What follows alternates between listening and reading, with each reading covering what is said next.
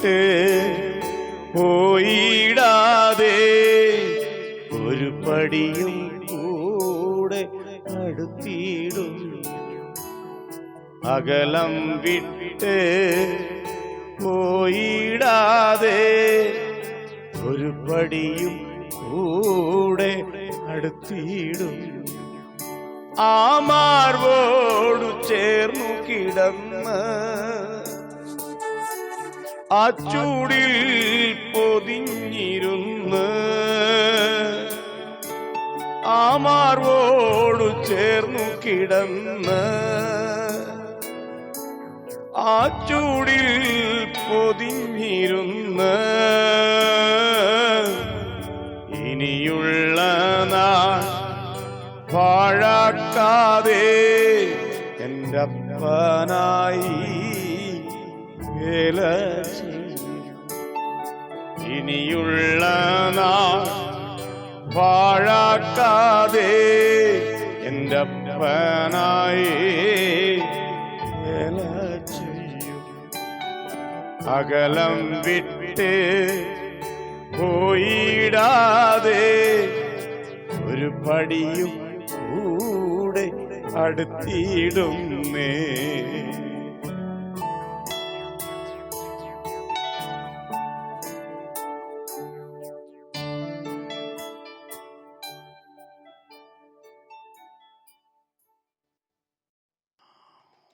ഒരുമിച്ച് പ്രാർത്ഥിച്ച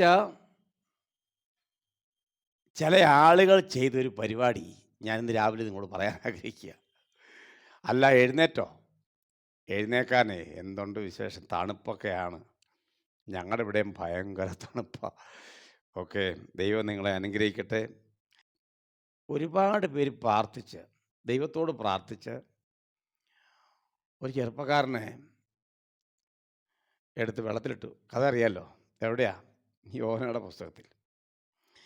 ആ നേരം വരെ എല്ലാവരും അവനവൻ്റെ ദൈവത്തോട് പ്രാർത്ഥിച്ചുകൊണ്ടിരുന്നു.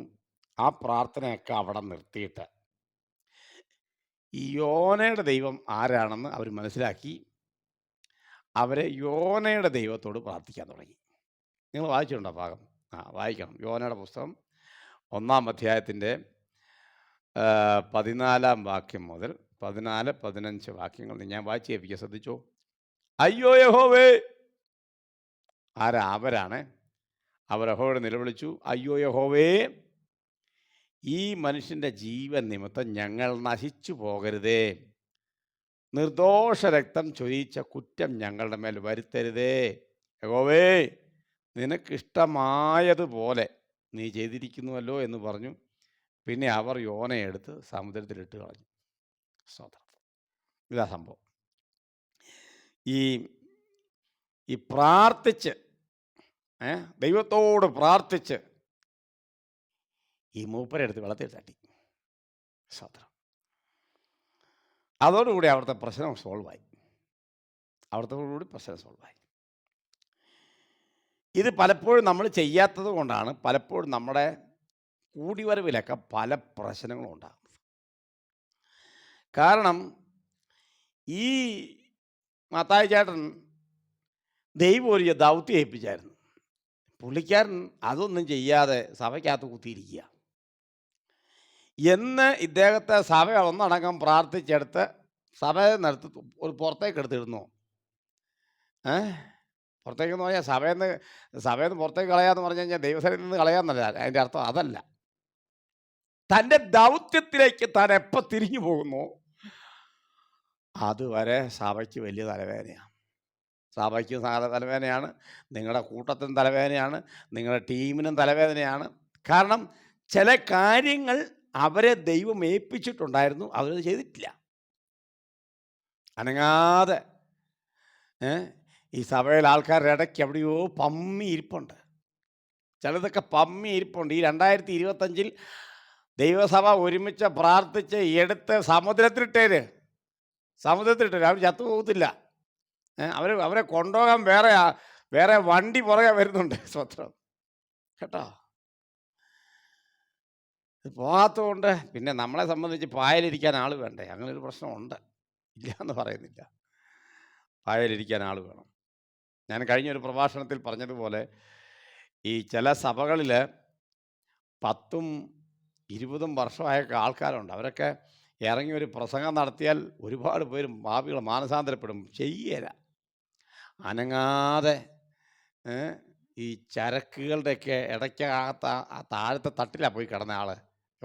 ഈ യോന ഏറ്റവും താഴത്തെ തട്ടിൽ പോയി കിടക്കുക.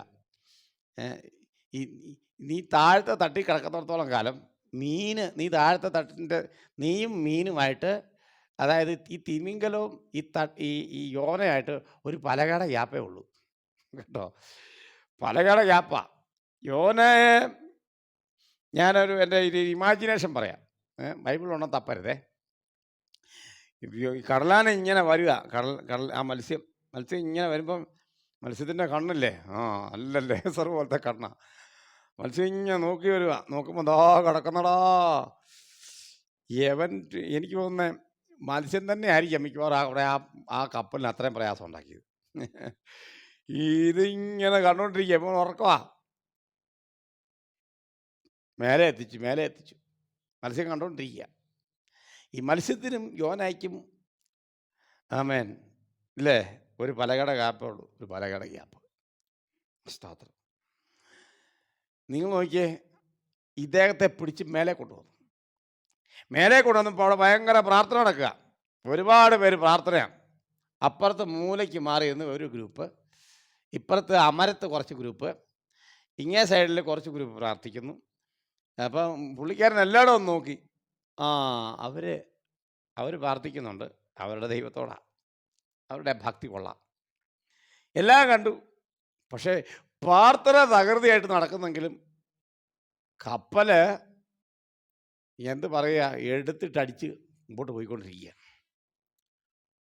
കടലിൻ്റെ ആഴത്തിലേക്ക് എല്ലാം കൂടെ തീരുമോന്നൊരു പേടി. അതുകൊണ്ട് ആഞ്ഞു വിളിക്കുകയാണ് ആളുകൾ ദൈവത്തെ. ഉടനെ ഇദ്ദേഹത്തെ കിട്ടി. ഇദ്ദേഹത്തോട് ചോദിച്ചു, അല്ല നിങ്ങളെവിടെ നിന്നാണ് വരുന്നത്? നിങ്ങൾ ഏത് നാട്ടുകാരനാ? ചോടാ, ഈ കണ്ട ആൾക്കാരെല്ലാം ഇവിടെ ഭയങ്കര പ്രാർത്ഥന പരിപാടി നടന്നുകൊണ്ടിരിക്കും. നിങ്ങൾ എന്നാ പ്രാർത്ഥിക്കാത്ത? ആദ്യം അതാ ചോദിക്കും, നിങ്ങൾ പ്രാർത്ഥിക്കാത്ത എന്നാ? അപ്പം അദ്ദേഹം തന്നെ പറയുകയാണ്, എല്ലാവരും പ്രാർത്ഥന നിർത്തിക്കോ. നിങ്ങളുടെ പ്രാർത്ഥനയെക്കാളും വളരെ പ്രധാനമായിട്ട് നിങ്ങൾ ചെയ്യേണ്ട ഒരു കാര്യം,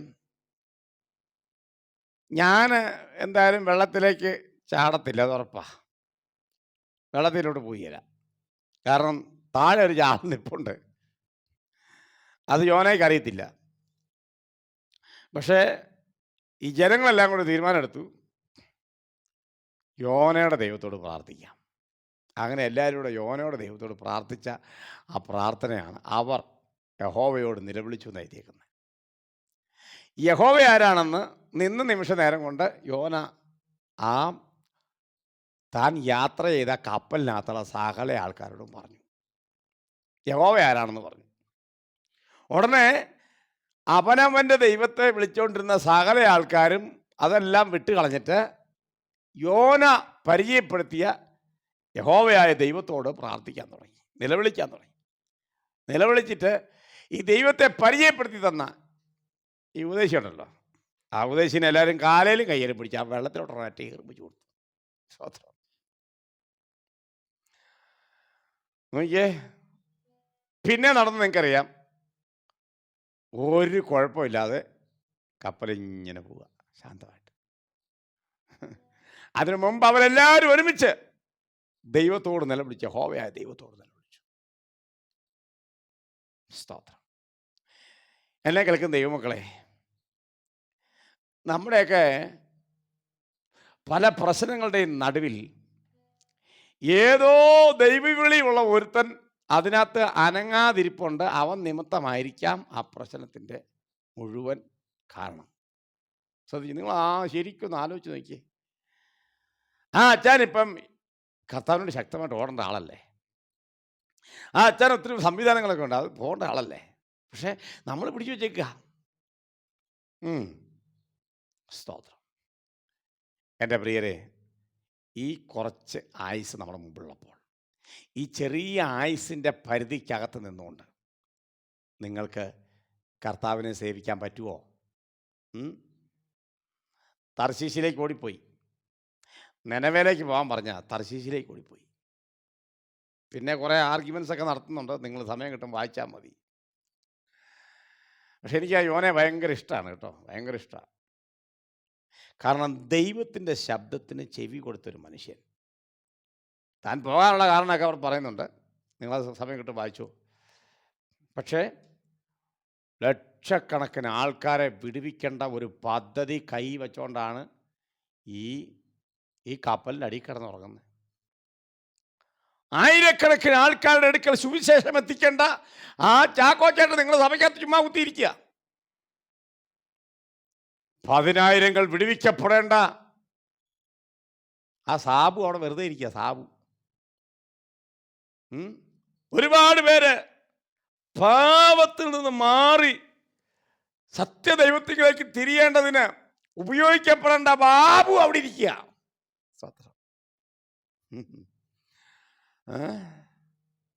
തങ്കച്ചായ, എത്ര പേര് നിങ്ങൾ നിമിത്തം രക്ഷപ്പെടണമെന്നറിയോ? എത്ര പേര്? ജോർജ് കുട്ടി ഒരുപാട് ഓടി, ശരിയാ, ഒരുപാട് ഓടിയിട്ടുണ്ട്, സത്യമാ. ഞാൻ നിങ്ങളോട് ചോദിക്കട്ടെ, നിങ്ങളെക്കൊണ്ട് ലക്ഷക്കണക്കിന് ആളുകളുടെ ഇടയ്ക്ക് സത്യദൈവത്തെ പരിചയപ്പെടുത്താൻ ദൈവം പദ്ധതിയിട്ടിരിക്കുന്ന കഥ നിങ്ങൾക്കറിയാമോ? സ്തോത്രം. ഇന്ന് മാനസാന്തരപ്പെട്ട് ആമേൻ സ്തോത്രം, ദൈവം ഏൽപ്പിച്ച ആ ജോലിയിലേക്ക് തിരിച്ചു പോകും. സ്തോത്രം. ഒരവസരം കൂടെ ദൈവം തരിക, ഒരവസരം കൂടെ തരിക. നിങ്ങളുടെ ഒരു പ്രസംഗം മതി. ആമേൻ.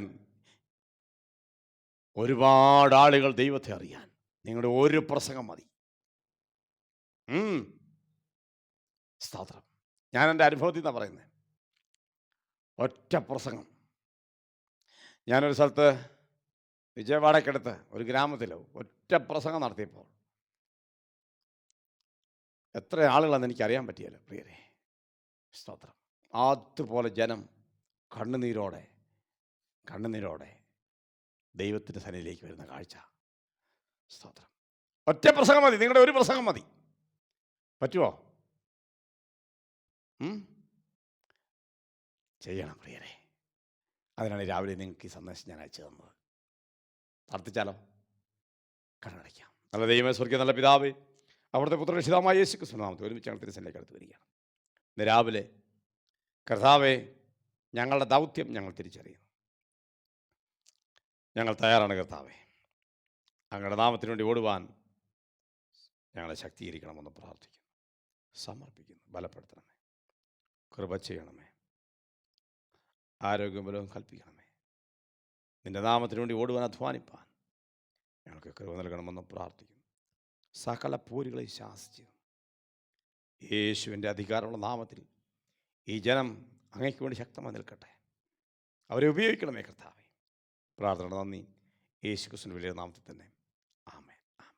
പ്രിയരെ, യോന പോയി പ്രസംഗിച്ചു അല്ലേ?